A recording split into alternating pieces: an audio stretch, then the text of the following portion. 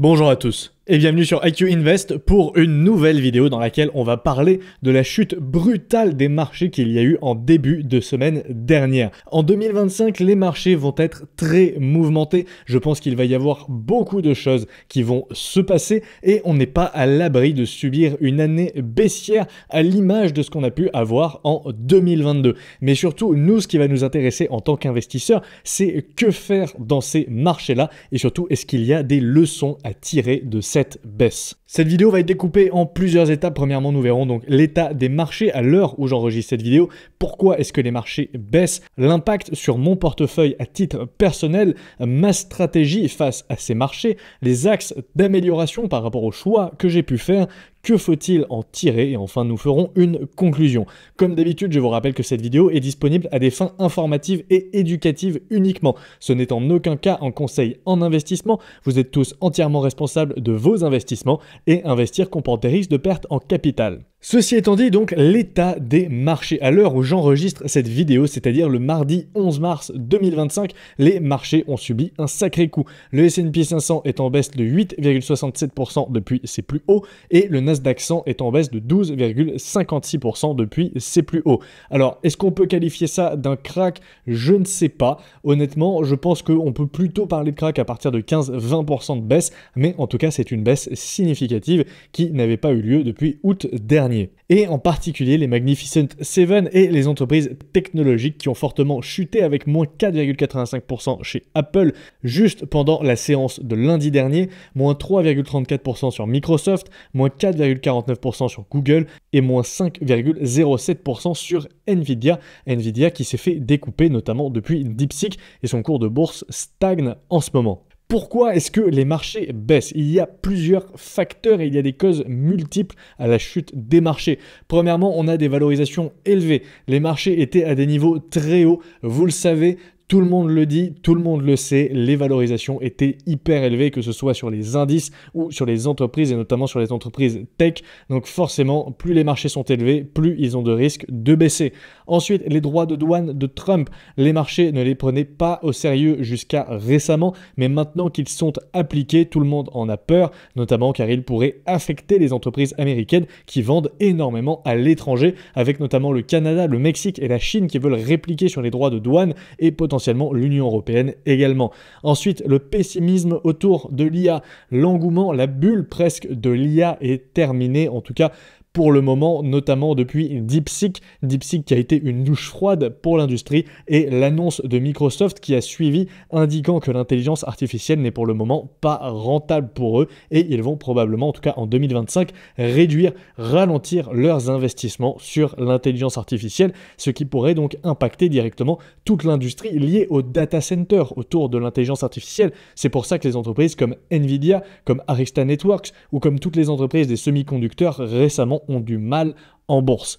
Et ensuite, quatrième point, l'assèchement des liquidités. Les taux d'intérêt restent élevés aux États-Unis. La Fed ne les a pas baissés et ne veut pas les baisser, notamment car la Fed veut handicaper le gouvernement Trump et ne veut pas baisser les taux, alors que le gouvernement Trump demande à la Fed de baisser les taux pour avoir des liquidités, pour avoir des emprunts moins chers, notamment puisqu'il y a beaucoup de dettes qui va arriver à maturation pour le gouvernement américain. Et donc, moins de liquidités veut dire moins d'argent dans les marchés et donc des marchés baissiers. Mais concrètement, donc, est-ce qu'il y a un impact personnellement sur mon portefeuille? Est-ce que vous vous rappelez dans la dernière vidéo portefeuille quand je disais que mon portefeuille baissait moins que le S&P 500? Eh bien, ce n'est plus du tout le cas, comme vous allez le voir, puisque lors de ma dernière vidéo portefeuille, j'étais à 63 949 €, soit une baisse de 6 092 €, puisqu'on est aujourd'hui à 57 857 €. Également, j'étais à 13 368 € de plus-value latente, on est aujourd'hui à 7 200 €, 27% de performance absolue, on est aujourd'hui à 14%. Bref, c'est clairement et très nettement la plus forte baisse que j'ai subie en bourse depuis que j'ai commencé à investir. Après, j'ai commencé à investir depuis début 2022, donc techniquement, je n'ai connu pour le moment que des marchés haussiers quasiment. Donc, soit une baisse totale de 9,52% de la valeur de mon portefeuille depuis ses plus hauts. Donc, en sachant que j'avais même atteint des niveaux de 65 000 €. Je me rappelle, fin janvier, le portefeuille avait dépassé 65 000 €. Donc, ça fait une baisse de presque 10 000 € depuis les plus hauts. Et concrètement, niveau performance, comme on le voit ici, ma performance en TWR, donc en Time Weighted Return, est passée en dessous du S&P 500 pour la globalité du portefeuille, donc c'est-à-dire liquidité, ETF et actions. Donc les trois prix en même temps, donc la totalité du portefeuille, tout compte confondu, hein. Donc là on a PEA compte titre et on est passé en dessous, donc avec 23,37% de perf pour mon portefeuille versus 24,08 pour le S&P 500. Donc on voit que la chute a été extrêmement brutale, notamment avec vendredi et lundi dernier qui ont été des massacres sur les marchés. Et ensuite niveau action, on est toujours au-dessus, mais pareil, on a eu une sacrée claque puisqu'on est redescendu à 49,35% et en sachant qu'on était au-dessus des 60%, quasiment même à 70% au plus haut, donc fin janvier. Et donc du coup, dans tout ça, quelle est ma stratégie? Eh bien, pour moi, ça va être extrêmement simple. Je ne vais rien faire. Et dans ces moments-là, il ne faut rien faire. Ou en tout cas, rien faire ou presque. Ce qui est sûr, c'est qu'il ne faut surtout jamais vendre lors d'un marché baissier. Il ne faut pas paniquer.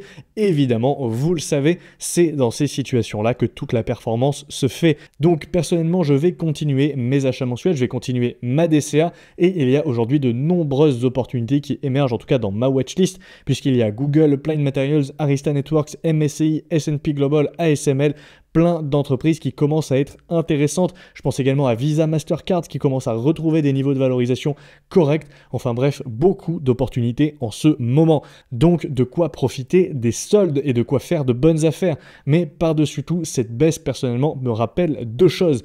Premièrement, il faut connaître ces entreprises et leur modèle économique, leur business model, sinon il est impossible de dormir la nuit et de les conserver après une chute de moins 20%. Alors pour l'instant, on n'a pas subi de chute monstrueuse de moins 20, moins 30% sur les marchés, comme ça a pu être le cas par exemple pendant le Covid ou pendant la crise financière de 2008, mais imaginez une chute de moins 20, moins 30% en une semaine sur votre entreprise, il faut la connaître parfaitement et être serein pour pouvoir la conserver et ne pas paniquer.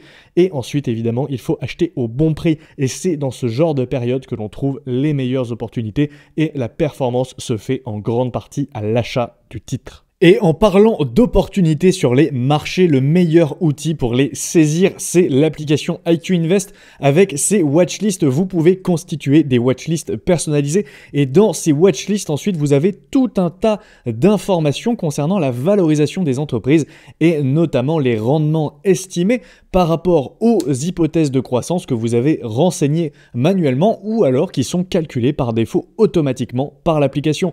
Et en plus de ça, vous avez un graphique en nuage de points qui vous permet immédiatement de détecter les meilleures opportunités en fonction de la note quantitative. Donc les entreprises les mieux notées seront tout en haut. Ici, vous pouvez voir Mastercard avec 20 sur 20 et de gauche à droite, le rendement estimé des entreprises en prenant ou non en compte le dividende. Et ça vous permet comme ça en un seul coup d'œil de savoir quelles sont les meilleures entreprises à acheter aujourd'hui par rapport à votre watchlist. Et du coup, évidemment, j'ai dégagé quelques axes d'amélioration de tout ça, puisque je pense avoir été trop optimiste sur certaines évaluations de prix, et ça fait que j'ai acheté des entreprises à un bon prix, certes, mais pas au prix idéal, pas au bon prix. J'ai acheté certaines entreprises légèrement trop chères, puisque j'ai mis des valorisations un peu optimistes, même si je suis satisfait de mes prix d'achat. C'est par exemple le cas de Applied Materials, je suis relativement satisfait de l'avoir touché autour des 170-180$, mais elle est aujourd'hui à 150$. Évidemment, il était impossible de prédire cette baisse, mais je me dis que j'avais mis intentionnellement des chiffres optimiste dans l'évaluation du prix pour pouvoir l'acheter. Et ça, c'est un biais que j'ai tendance à avoir et je pense que vous êtes nombreux à partager ce cas, c'est d'essayer de mettre des évaluations assez optimistes pour avoir des points d'achat qui ne sont pas trop éloignés avec le prix actuel pour pouvoir rentrer sur l'action, puisque sinon on se dit oui mais si je mets un prix trop bas je ne vais jamais rentrer sur le titre. Mais c'est une question de patience, il faut déterminer un prix juste et s'y tenir même s'il semble trop bas, puisqu'il y aura toujours une opportunité pour ceux qui savent attendre. Et également, on peut noter que je n'ai pas d'enveloppe de cash de côté à déployer en cas de forte chute. Effectivement, j'ai mon épargne de précaution, j'ai quelques liquidités, mais ce ne sont pas des liquidités que je peux me permettre d'investir en bourse, puisque ce sont des liquidités de précaution. Et donc, c'est peut-être une erreur, et je me dis que c'est peut-être quelque chose à développer, peut-être quelque chose à construire, car si demain, il y a une nouvelle baisse de moins 10, moins 20%, je ne pourrai rien faire de plus qu'attendre ma prochaine DCA le mois prochain. Donc, pourquoi pas développer également sur cet axe d'amélioration une petite poche d'épargne boursière supplémentaire tous les mois qui me permettrait d'avoir de la liquidité sur mon portefeuille, peut-être 5-10% de liquidité pour pouvoir investir agressivement lors d'une forte baisse. Et donc du coup, quelles sont les leçons qu'il faut tirer de tout ça? Premièrement, pas de panique, ça va remonter, peut-être même que ça aura déjà remonté à l'heure où vous verrez cette vidéo. Moi j'enregistre cette vidéo le mardi à la suite de la baisse, mais peut-être que vous, quand vous verrez cette vidéo le dimanche, les marchés seront déjà un peu plus hauts. Donc de toute façon, c'était trop cher, on le dit depuis un an, il faut être patient et attendre son prix juste. Et en attendant, c'est l'occasion d'étudier les fondamentaux de ces entreprises, de les analyser toujours plus, de comprendre encore plus leur business model, leur avantage compétitif et peut-être également l'occasion de développer une enveloppe de cash, peut-être 5-10% pour pouvoir déployer rapidement du cash en cas de forte baisse des marchés. Donc pour avoir du capital, pour avoir des cartouches à déployer en cas de krach boursier. En sachant que 2025 s'annonce une année très intéressante à suivre. Je pense qu'on n'a pas fini de voir les marchés baisser. Je pense qu'on n'a pas fini de voir cette année qui va être mouvementée. Peut-être qu'on aura une hausse au final sur 2025, mais je pense qu'en tout cas la première partie 2025 va s'annoncer vraiment très mouvementée, notamment à cause ou grâce du gouvernement Trump. Ça dépend comment vous voyez les choses. Le gouvernement Trump qui fait énormément parler de lui, qui fait énormément bouger les lignes, en bien ou en mal, ça dépendra de comment vous voyez les choses, mais ce qui est sûr, c'est qu'ils font bouger les marchés. Et donc maintenant, pour conclure, les marchés baissent, mais ce n'est pas grave. Est-ce que vos actions vendent toujours? Est-ce qu'elles vendent toujours des produits? Si vous avez acheté Apple, est-ce que Apple vend toujours des iPhones? Est-ce qu'elle génère encore des bénéfices? C'est ça les questions que vous devez vous poser. Et si vous connaissez bien vos entreprises et que la réponse est oui, alors tout va bien. 2025 est une année clé. Ça pourrait être une année comme 2022, une année pour profiter de points d'achat très intéressants, notamment sur les entreprises technologiques. Alors profitons-en, déployons du cash, restons sereins, continuons à analyser nos entreprises et on va pouvoir les acheter à des bons prix. Et voilà, merci à tous, merci à ceux qui sont restés jusqu'à la fin. Comme d'habitude, n'oubliez pas de laisser un pouce bleu sous cette vidéo. Dites-moi en commentaire si vous avez pu profiter de la baisse, est-ce que vous avez mis des cartouches sur certaines entreprises ou pas. N'oubliez pas de laisser un pouce bleu sous la vidéo. Abonnez-vous à la chaîne si ce n'est pas déjà fait, à la chaîne IQ Bitcoin également si le sujet du Bitcoin vous intéresse. Et le marché Bitcoin est également très mouvementé en ce moment. La page Instagram @iq-invest.fr et également le podcast Focus Fondamental sur YouTube et les plateformes de podcast. Et sur ce, moi je vous dis à la prochaine pour une nouvelle vidéo. Ciao.